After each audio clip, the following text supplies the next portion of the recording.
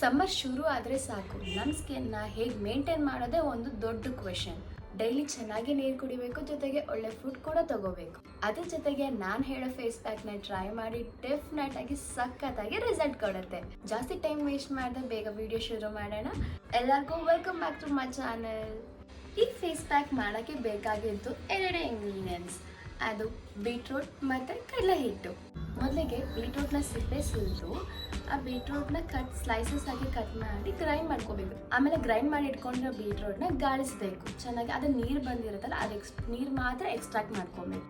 ಬೀಟ್ರೂಟ್ನ extract ಮಾಡಿರೋ ಜ್ಯೂಸ್ನ ಇದಕ್ಕೆ ಹಾಕೋಣ. ಇದಕ್ಕೆ 2 ಸ್ಪೂನ್ ಕಡಲೆ ಹಿಟ್ಟು ಹಾಕೊಬೇಕು.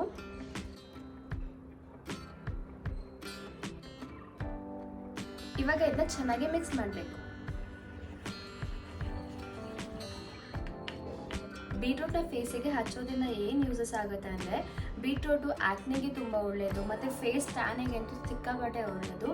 ಡಾರ್ಕ್ ಸ್ಪಾಟ್ಸ್ಗೂ ಕೂಡ ತುಂಬ ಹೆಲ್ಪ್ ಆಗುತ್ತೆ, ಮತ್ತು ಬೀಟ್ರೂಟಿಂದ ಫೇಸ್ ಕೂಡ ಗ್ಲೋ ಆಗುತ್ತೆ.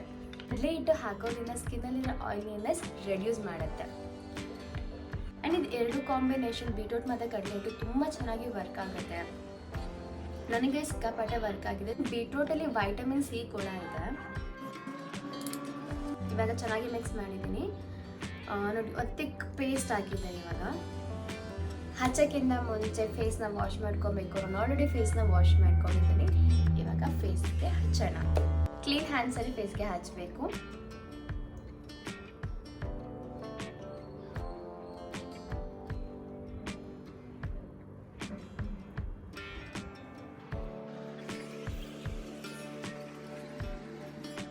ಲಿಪ್ ಮೇಲೆ ಕೂಡ ಅಪ್ಲೈ ಮಾಡ್ಬೋದು. ಲಿಪ್ ಮೇಲೆ ಹಚ್ಚೋದ್ರಿಂದ ಡ್ರೈನೆಸ್ ಕೂಡ ಕಡಿಮೆ ಆಗುತ್ತೆ. ನೆಕ್ಕಿಗೂ ಕೂಡ ಅಪ್ಲೈ ಮಾಡಿ.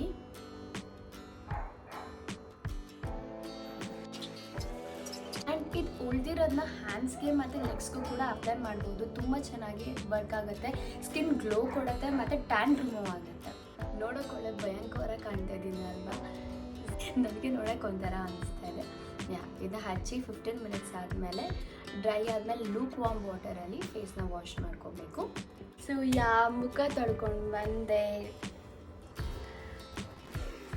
ಫೇಸ್ ವಾಶ್ ಆದಮೇಲೆ ನೋಡ್ಬೋದು ಈ ಟೀ ಝೋನ್ಸಲ್ಲೆಲ್ಲ ಎಷ್ಟು ಚೆನ್ನಾಗಿ ಶೈನಿಂಗ್ ಕೊಡುತ್ತೆ ಅಂತ, ಗ್ಲೋನೆಸ್ ಕೊಡುತ್ತೆ, ಟ್ಯಾನ್ ರಿಮೂವ್ ಆಗುತ್ತೆ. It is very helpful. ನನಗಂತೂ ತುಂಬ ಇಷ್ಟ.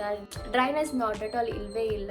ಆಯಿಲ್ನೆಸ್ ತುಂಬ ಕಡಿಮೆ ಆಗುತ್ತೆ. ಸೊ ಯು ಕ್ಯಾನ್ ಫೀಲ್ ತುಂಬ ಚೆನ್ನಾಗಿ ಅನಿಸುತ್ತೆ.